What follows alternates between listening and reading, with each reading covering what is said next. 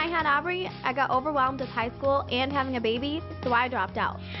Can you go to sleep, please? I really wanted to get my GED so I could go to beauty school, but the drama with Aubrey's dad, my on-again, off-again boyfriend Adam, was really distracting. Even though I wanted to make it work for Aubrey, Adam and I finally broke up. Now that Adam's out of the picture, I'm trying to move on to GED.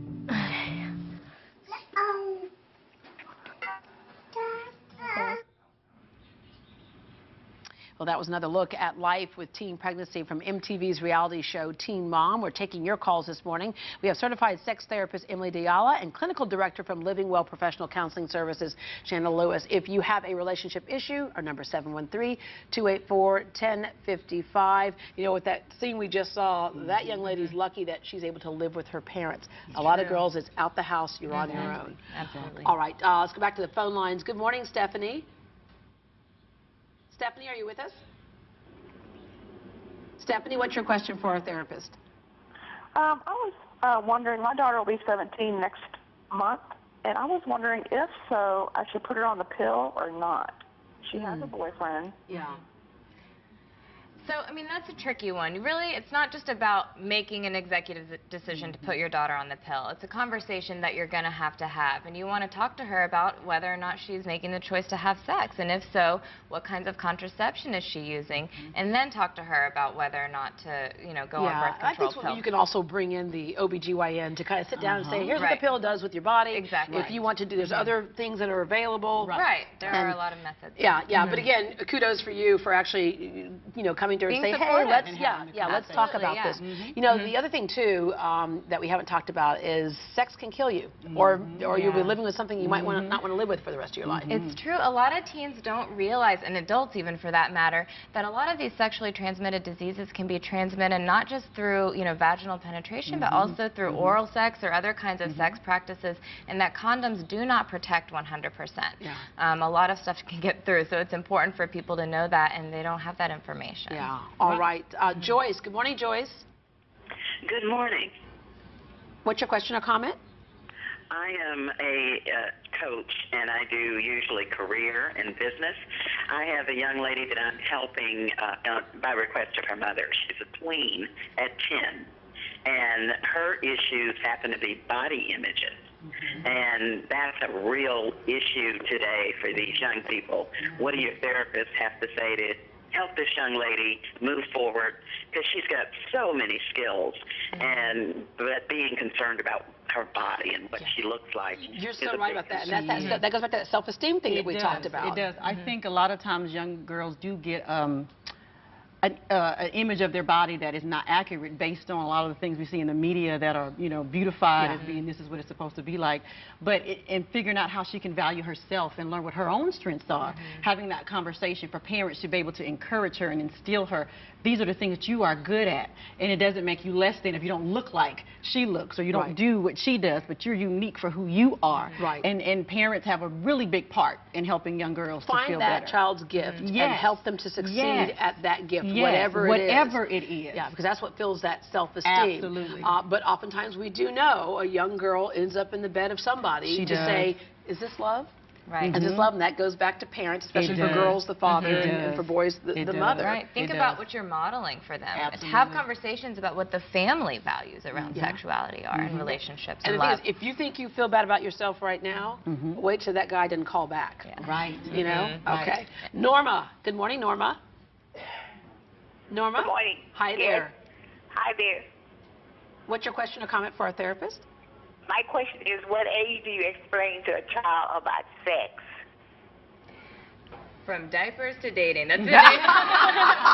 That's the name of a really great book, actually, because it's true.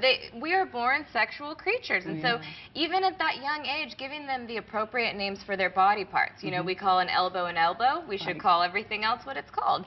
You know, that reduces the shame. Winky is not working. No, but that reduces a lot of the shame that people start to feel, and so you need to just have those kind of early conversations as they're developing, because as I said before, it shouldn't be a one-time thing because they're changing every day. Right. And you are right about that. When the shame is removed, your child's more likely to talk to you about it. If they feel ashamed about their body, then they're going to do things in secret. Yeah. And if they're not shamed, then they're more open about having that conversation with you. However, I remember my son was 3, and we were in the grocery store, and I was busy shopping and stuff, and I turned around, and he's standing there naked from the waist down. I'm like, what are you doing?